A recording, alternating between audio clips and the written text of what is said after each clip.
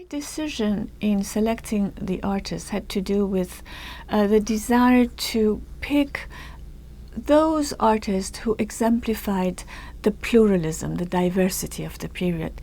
This was really an overarching concern that I had. And so the result is that we came up with some 25, 26 artists. I've organized the exhibition according to mostly 4 thematic sections, which are intercepted by more monographic, let's say, treatments of artists, more in-depth treatment of certain artists. But basically, the show begins with the first early 1960s movement, which was called the Saqakhane.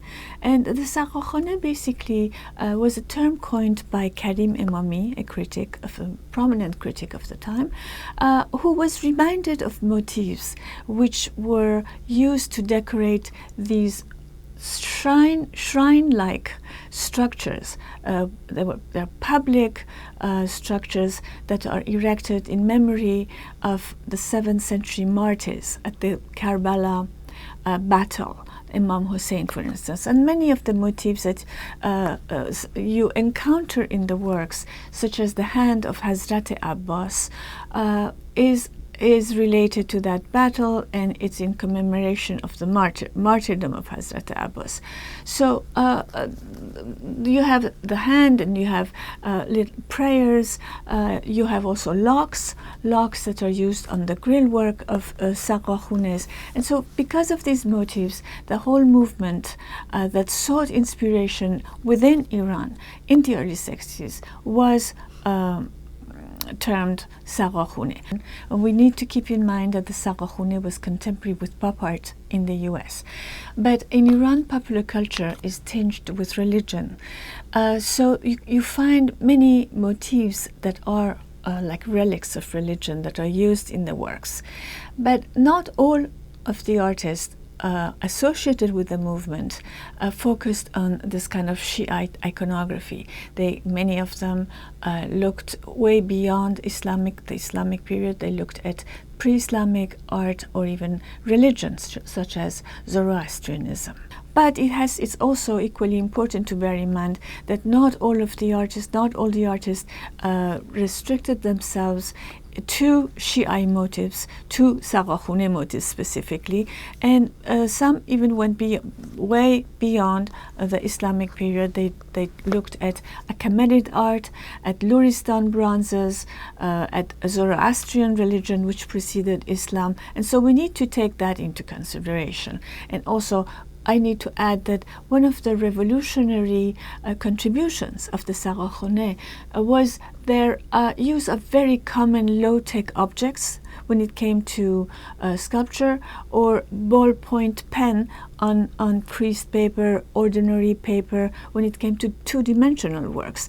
And the items come from sort of they're humble objects.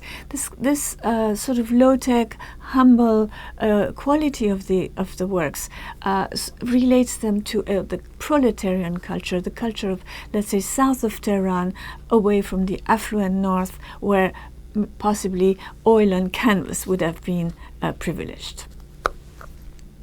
So this is one theme that we have exhibited in the show. Then we have another theme we decided, personally I think it should be called abstractions in plural, because we have very different types of abstraction included in the work. For instance, you have Marcos Grigorian, where the medium is soil, is earth. Then you have people such as Behjat Sadr and Mohsen Vaziri, who relate more to a global kind of abstraction. And then you have a whole range of other works that sort of straddle abstraction and representational art. And then you have a whole section on calligraphy, which is also in a sense abstract. in that room, which is the other category that we're dealing with, you have, in fact, a whole range there too, from words that can be read, even words that have political content, to other works which are purely designed for aesthetic delectation, for as they look like patterns, and they're not words or letters that you can even identify and read. So this, and then finally, we decided to also stress a little bit the political content of art in this period, and it does not mean that there was no political content in the rest of the show. It's just that the artist we brought on the fourth floor, if I'm not mistaken, it's the fourth floor, third floor. On the third floor, some of them deal with political issues more overtly than others. Others have sort of are so much imbued with interest in politics that the work it's in the chemistry of the work, such as the Armajani's, and the very last section of this political section, we decided to include many photojournalistic works that announce the 1979 revolution, and that we thought that would be a good finale to the entire exhibition.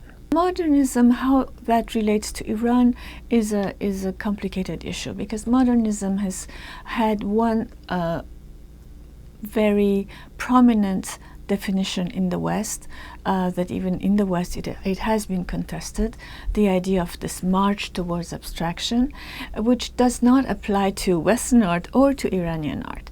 And in Iran, it's really at which point in the history you're looking at, and the context that really defines what was modern, what was new, what was original, unprecedented. And so the definition varies if you're looking at art in the late 19th century, or at art post-World War II period, or the art of the 60s, the early 60s, which in my view is the most innovative. They found the most original ways of contesting the authority of Western art, and in finding their own very personal visions related to their own cultures. What I would like visitors to take away from the exhibition is the idea that modern art outside the West was not derivative. And this show, I'm confident that it's going to enable viewers to understand and see the originality of personal visions, how they crafted their own identity, and they are absolutely stunning pieces that I hope will please the public. The second thing I would like for people to take away is the idea of individuality of each artist. Usually, in group shows, individualities get lost, or especially when a show is about one country. It is very easy to claim one goal for all of them, whereas the diversity, the pluralism that I've been trying to get across through this exhibition is something that I hope helps people stay away from generalizations that are too reductive and unfounded.